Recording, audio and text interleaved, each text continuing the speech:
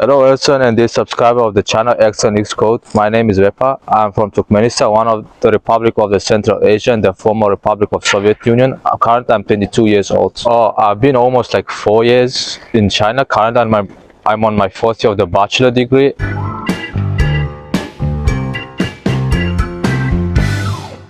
My life is quite smooth, nothing interesting, it's almost boring. I don't do something special except just like busy with my studies, like the paperwork and assignments, nothing else.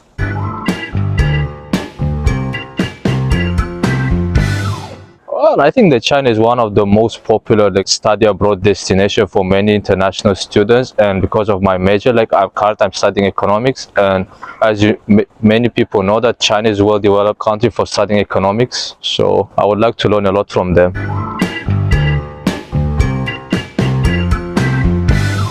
I came to Beihang at September 2019. I was like self-supported student, but for the past and this academic year, I'm under the Beihang self-supported scholarship. And like the process of the getting Beihang's admission is straightforward. I promise like 5 steps. Like the first one, you check the website registration dates. The second one, you create an account and you apply for the program you would like to study. The third one, you prepare the documents for the application. The fourth one, you are waiting for the prior notice like about the online interview from the Beihang representatives. And the fifth one, if your interview was successful, held, and your documents was accepted, you are going to get your official admission notice.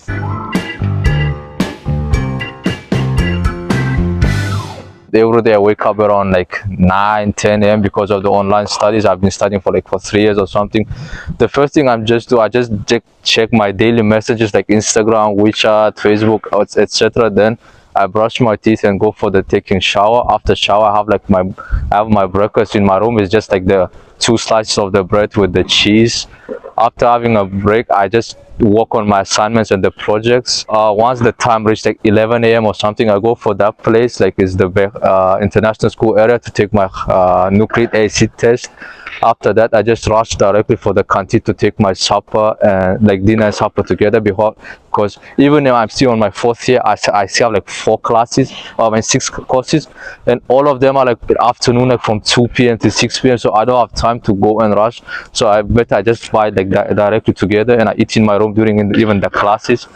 After the classes, I just take the break and do workout, like mostly with the dumbbells or something, and do the push-ups. After the break, I just continue working on my school assignments or the projects. After that, like once time reached like 10 p.m. or something, I just watch the movies or series, and after 12 I mostly go to sleep, because my day is like, even though it's not something productive, but it's still smooth and I get tired of this daily routine.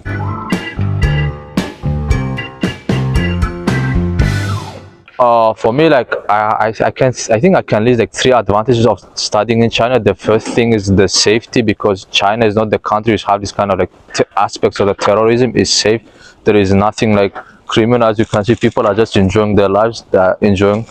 The second thing I think is the employee engagement, because once you have a diploma from any Chinese universities, you can find a job opportunity easily, even inside or outside of the China. And the third one is, the third one is the low tuition fee, because comparing to the European countries or even the Western countries, China have affordable prices for the study abroad, even for your own balance. Meanwhile, for the disadvantage, I think the freedom, because once it comes out for the controlling the arts, like in the terms of the COVID-19, like something, there are always tricks. We cannot go against the rules or something. We shouldn't even try to obey the rules. And the second one is the network. I'm not telling that the network speed. No, speed is good. I'm talking about the network accession, because if like I'm the resident of one of the Western countries or European countries, I cannot access this kind of daily use apps like YouTube, Instagram, Facebook, etc. So people from those residents, it's going to be hard to accept the Chinese network. And even though China have like their local apps, the same like for Instagram or something, they're not going to accept them, because they're all in Chinese, not even English.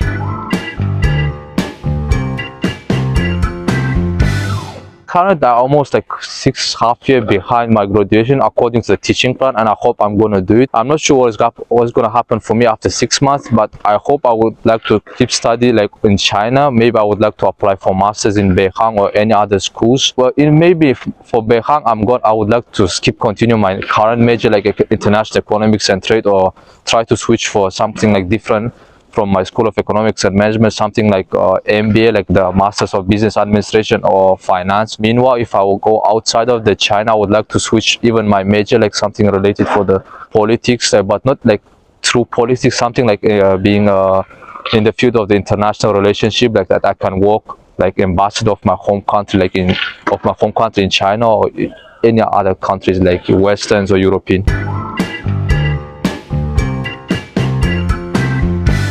Oh, that's the good question. Even this advice applying for me, I think I'm gonna just give the two advices. Like the first advice is like for people, don't procrastinate your plans of doing anything in China, like traveling, doing assignments, etc. Because you might think that the time is slow here, but no, the time is flying fast. Like for me, from my personal experience, I said like, okay, let me just have a break like of sleep for 1 hour, and then I'm gonna finish the assignment. I wanted just to sleep for 1 hour, but I slept for 4 or 5 hours. So never procrastinate your plans in China, because time here is almost fast.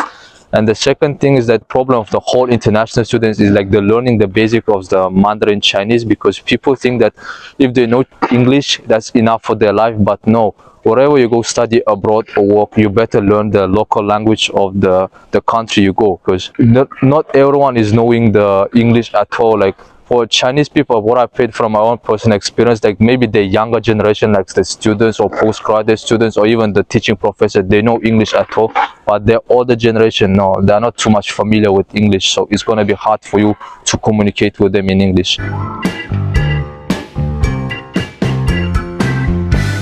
The first thing is the obvious, like is the food. Even though the Chinese food is not bad, but it's too oily compared to my home country. So as you can, if I don't know if Elson can attach the picture of me like on my first year, I was like too skinny. I was like weighing around 50 something, and now looking at me, I'm enough fat. I don't even deny, so I'm like around 75 kgs. So Chinese food is making you fat enough. And the second thing is like, of course, what I miss is my parents and my people back home, because like the time difference like is not too big, maybe like 3 hours or something, but I've been far away from them like for 3 years. I'm still communicating with them online. They miss me, they're asking me where I'm coming though, but I don't think I'm gonna reunite with them like not earlier than 2025, like if I apply for masters and I finish it.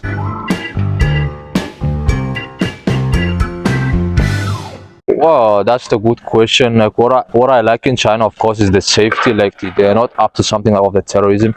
And the second thing is, of course, like employee engagement. So China have like international recognition compared to the many countries. Like it's almost going the same like way with the US. But even though they have like own like advantage and disadvantage, but it's a different topic. So I would just say the employee engagements, once you have like master or PhD degree of the Chinese universities.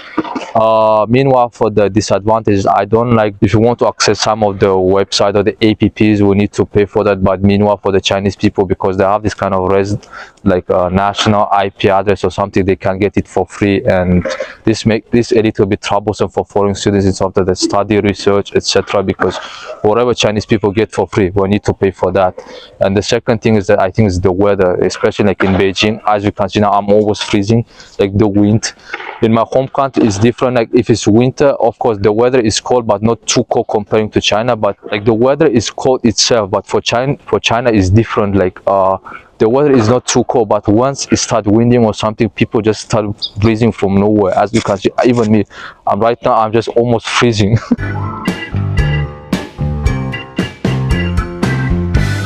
I would just say I love them and I miss them, and I hope to reunite with them as soon as possible. Even though they're telling me to come back, to not to study, they think that I'm unhappy here, but no, I'm just say that I'm fine here. I'm not happy, but I'm not unhappy at the same time. So I would just say I love you, I miss you, and I hope to reunite with you, but please be patient. I'm gonna be back soon.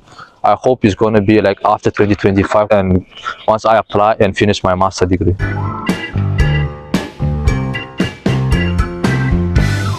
Well, I would just say that dear subscribers of ElsonXcode channel, you guys are really lucky subscriber, because why? The Elson is doing the content, the really nice and good content, even though this YouTube channel is not that big, but I can see the improvements, like in terms of the video quality. Like Elson is doing like something fun. He's like inviting many international students to talk about their daily life. He's taking the interview. At the same time, he's like sharing his daily life with you. He's doing like, he's running this channel not because of the something financial revenue. No, he's just doing it for fun. He would like to make people happy. He would like to make the Burkina Faso famous, and at the same time he's just describing the good aspects of the China, like foreign study in China. So I hope you guys can subscribe for his channel. Yeah, he's gonna attach the link here, and yeah, really good. And I hope Elson is gonna, his channel is gonna reach like 1K subscribers by the new year. Please help him and subscribe.